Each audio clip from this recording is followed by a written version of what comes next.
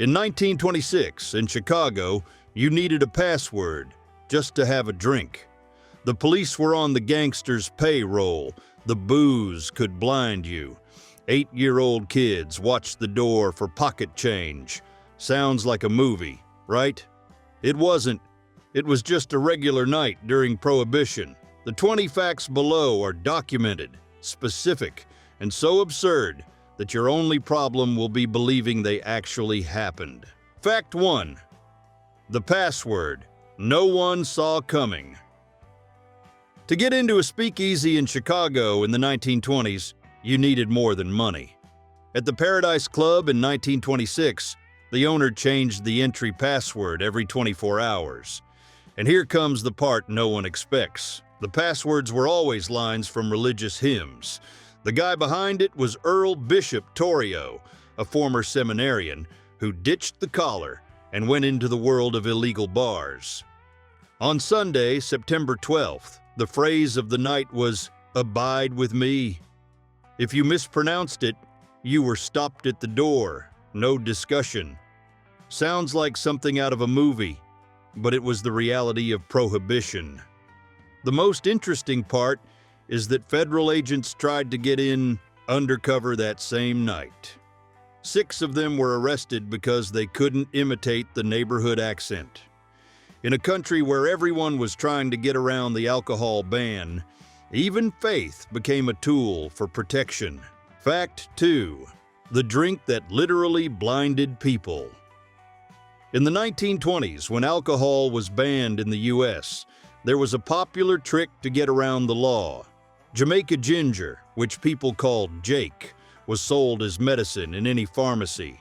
It cost 10 cents and everyone knew it wasn't meant to cure a cough. In 1930, the government cracked down on inspections, so the manufacturers had the brilliant idea of mixing triorthocressyl phosphate into the formula to fool the inspectors. It went very wrong. Around 50,000 people lost movement in their legs and hands forever. The condition became known as Jake Leg and even became the subject of blues songs in the South. Now comes the part that hits hard. No one was arrested. No manufacturer faced justice. Money was changing hands behind the scenes inside the federal agencies that were supposed to protect the public. Half a century before the FDA had any real power, poisoning poor people was basically just a cost of doing business. Fact 3. The safest speakeasy was a church. You think you've seen it all. In Detroit, in the late 1920s, a Lutheran church called St. Michael's was hiding a speakeasy in the basement. Every Saturday night, the pastor himself opened the basement doors so more than 100 people could drink beer like it was just another church service. And he still kept $2 from each entry, which he called a special tithe. The guy had a level of nerve that would make any bootlegger from that time jealous. In March 1929, federal agents finally showed up. What did they find downstairs? 140 people, 3 barrels of beer, and the pastor sitting calmly with an open Bible on his lap. It looked like a movie scene, but it was pure reality. And the most impressive part of all, he was acquitted. Not a single parishioner agreed to testify against him. The whole community closed ranks, and the man walked free. During Prohibition, loyalty was worth more than any piece of evidence in a federal courtroom. Fact 4. Eliot Ness never shut down a speakeasy. Everyone knows Eliot Ness is the guy who took on Al Capone and cleaned up Chicago. But the numbers tell a different story. From 1930 to 1933, Ness and the Untouchables carried out 11 raids. 11. In a city with 10,000 speakeasies running at the same time. They shut down one single distillery and arrested 38 people. None of them stayed in prison for more than 18 months. The FBI later calculated that the whole operation affected less than 0.4% of Chicago's illegal alcohol trade. That's not almost nothing. That's basically nothing. So who built the legend? The press. Ness looked good in photos and was great at giving interviews. The newspapers needed a hero, and he played the part. The real work of bringing Capone down was done by IRS agents, who followed the money and got the tax evasion conviction. Ness became a movie, a series, and a book. The accountants who actually took Capone down? Nobody remembers their names. Fact 5. The secret food menu. During Prohibition, most illegal bars were dirty and dangerous, but the elite speakeasies, those served food better than any legal restaurant in the city. And there was a reason for that. If the police knocked on the door, the owner didn't say, "This is a bar." He showed them the menu: duck à l'orange, lobster thermidor, filet mignon. "We're a restaurant, officer." New York's 21 Club opened in 1902 and became a master of this tactic. The government tried to shut the place down 5 times. 5. And each time, the owners put the menu on the judge's table and proved it was a restaurant. The food was real, the dishes were expensive, and the trick worked. The 21 Club was never shut down. It still operates in Manhattan today. Sometimes the best defense against the law isn't a lawyer, it's a good chef. You thought a speakeasy was just glamour. Now we're going to talk about who really paid the price for all of this. Fact 6. The raid warning system. You think the 1920s mob was just violence and dirty money? Think again. Dutch Schultz, one of New York's smartest gangsters, set up what we'd call an intelligence system today back in 1925. He paid a central telephone operator $200 a month to spy on police calls. When a raid was on the way, the operator would call the speakeasy with a code phrase, "Your neighbor is sick." From there, the clock started ticking. The bar staff had exactly 4 minutes before the police arrived. And what could you do in 4 minutes? A lot. A well-trained speakeasy could hide 200 bottles in a fake basement, flip the tables, and turn the place into a regular diner. When the police walked through the door, they found people eating sandwiches, not a bottle in sight. Schultz wasn't just violent, he thought like a military strategist, except his war was against Prohibition. Fact 7. Children worked as lookouts. Did you know that during Prohibition, gangsters hired children to keep watch?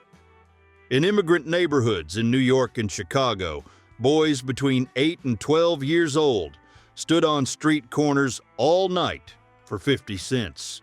The job was simple. If a cop showed up, all they had to do was whistle.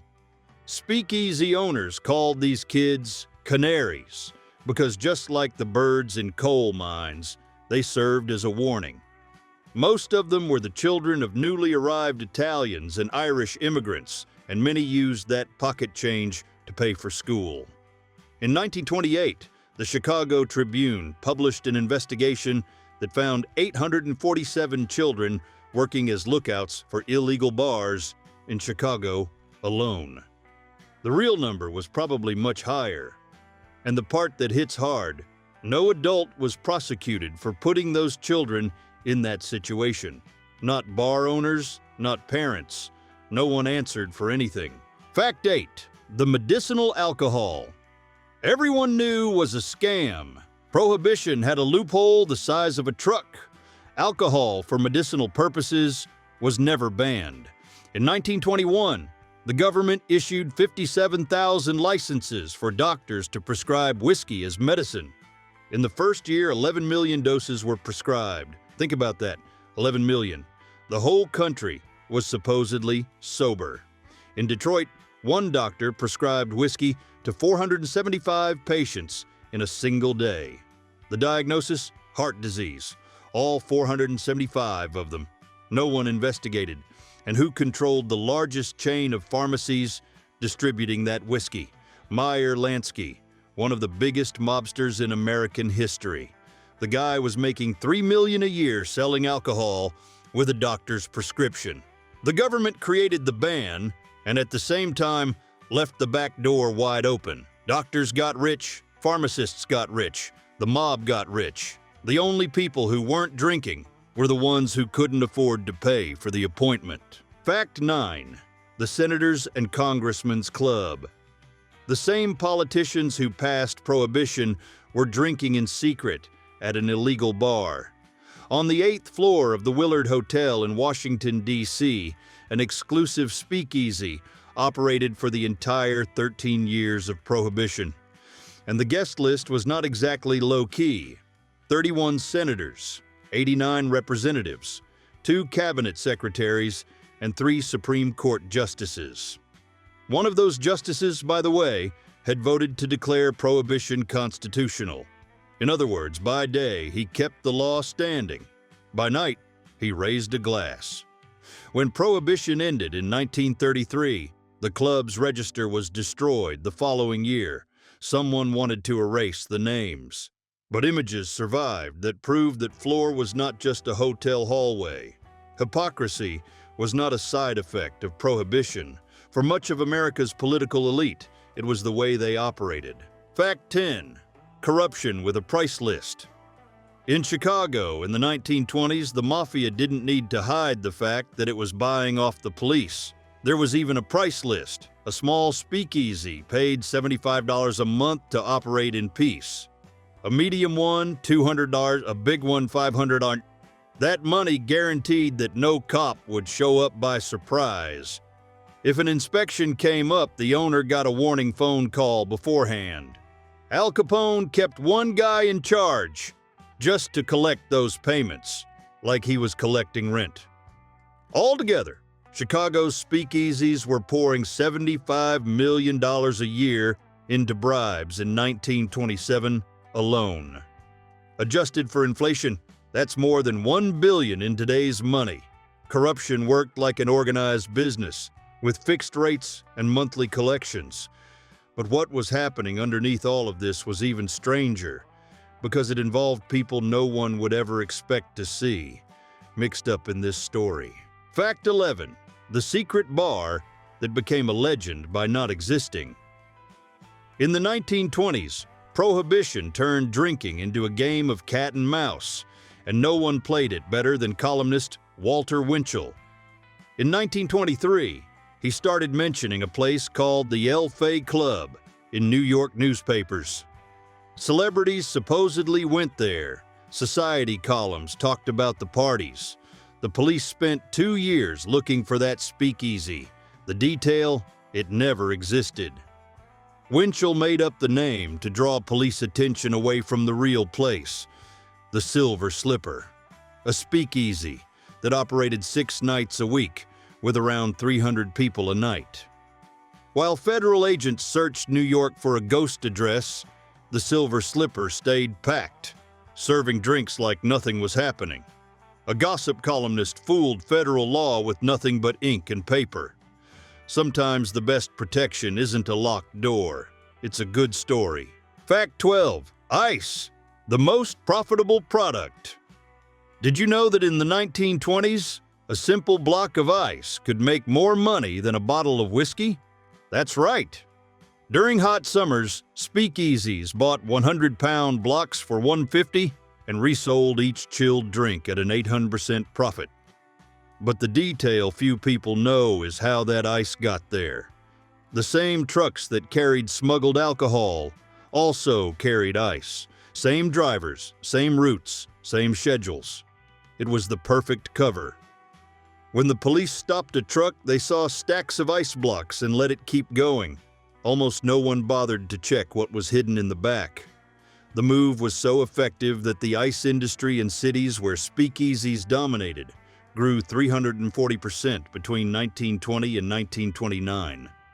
A product that melted within hours became the centerpiece of a $1 million scheme operating right under the authorities' noses. Fact 13. The night Chicago went dry. In October 1924, Mayor William Dever decided to show who was in charge of Chicago. He gathered 4,000 police officers and launched a massive operation against the city's speakeasies. In a single night, they shut down 2,981 speakeasies and arrested 200 people. It looked like the party was over, but the people running the business couldn't have cared less. The following week, 4,100 bars were already operating at new addresses, more than before the raid. The illegal alcohol trade grew 12% the next month. Dever had tried to put out a fire with a glass of water. Prohibition created a problem no police force could solve. When you ban something everyone wants, the market doesn't disappear, it just moves somewhere else. Chicago was living proof of that. And Dever? He never tried an operation that big again. He learned the hard way that you can't win a war against an entire city's thirst. Fact 14. The champagne that was vinegar.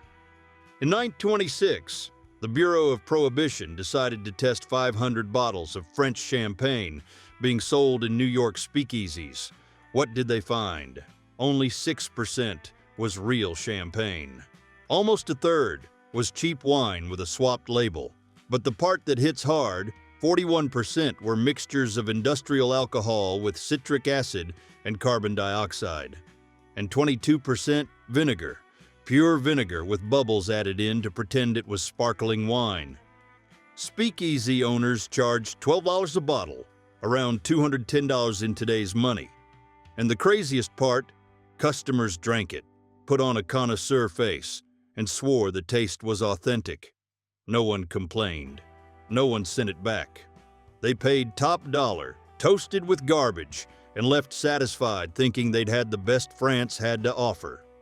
When alcohol is illegal, no one wants to admit they don't know what they're drinking. Prohibition didn't end alcohol. It ended quality control. Fact 15. The dancer, who was a federal agent. In the 1920s, the U.S. government was losing the war against illegal alcohol. Speakeasies were multiplying, and the police couldn't keep up. That's when the Prohibition Bureau used a weapon no one expected, a woman. Zona Gale would go into speakeasies asking for a job as a dancer or waitress, and the owners hired her without suspecting a thing. Her method was simple. She worked for 3 weeks, wrote everything down. Who supplied the whiskey, how much money was moving around, who was paying bribes, and disappeared. Days later, she came back with federal agents and an arrest warrant. Between 1923 and 1926, she infiltrated 14 establishments and put 47 owners behind bars, by herself. Now comes the part that makes you angry. Her boss at the Bureau refused to recognize her publicly. The reason? Women shouldn't work in the field. She did the heavy lifting, and the government pretended she didn't exist. Fact 16. The speakeasy that stayed open every day of Prohibition. December 1922. Jack Crindler and Charlie Burns opened 21 in New York. And here's the detail that stands out. The place never closed, not a single night. It ran straight for 13 years until Prohibition ended in 1933. That's 4,045 days in a row serving illegal drinks right in the police's face. But it wasn't luck. The guys invested the equivalent of millions today in security engineering. The wine cellar was behind a fake wall triggered by a hidden lever. If the police showed up, a drain system destroyed the bottles before any agent could even set foot inside. The doors were solid steel, but they looked like regular walls. The police knocked on the door and found nothing, literally nothing, and the detail that says it all. When Prohibition ended in December 1933, Crindler and Burns didn't throw a party, didn't give interviews. They just took the lock off the front door. The bar was already running anyway. Fact 17. The money that bought justice. In Chicago in the 1920s, the mafia didn't need to run from the law. It bought the law. The Department of Justice investigated Cook County in 1928. And what it found was stomach-turning. 12 of the 17 trial judges were receiving regular payments from organized crime.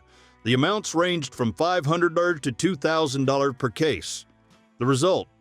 Between 1924 and 1930, almost 3 out of every 4 charges tied to speakeasies ended in acquittal. 73%. Criminals walked into court knowing they'd walk right out the front door. 3 judges were eventually indicted. One packed his things and fled to Mexico. The other 2, they were tried by their own fellow judges, in robes. Guess what happened? Acquitted. The system protected its own. In Chicago back then, justice was just a pretty word hanging on the courthouse wall. Fact 18. The alcohol that came from the pharmacy. In 1920, Walgreens had 20 stores.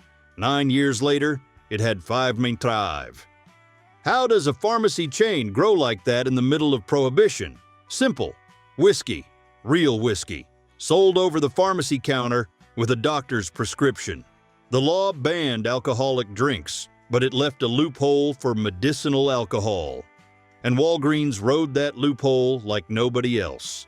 An internal audit from 1932 showed that 40% of the chain's revenue came from alcohol-based products.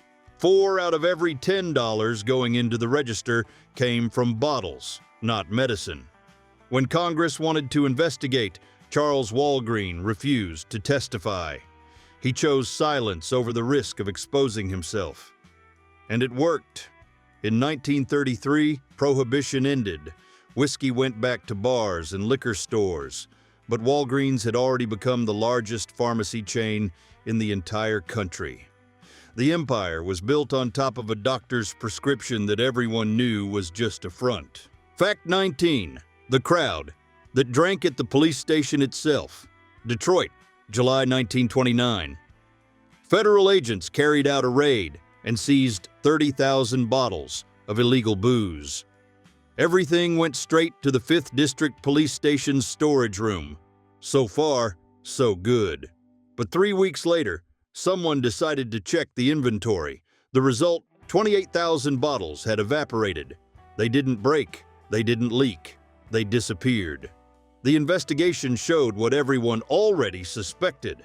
The police themselves were reselling the booze to the very same bootleggers they had confiscated it from. The government spent money seizing it, and the cops made money returning the merchandise. A perfect little racket. The station chief lost his job, but arrested not one of them.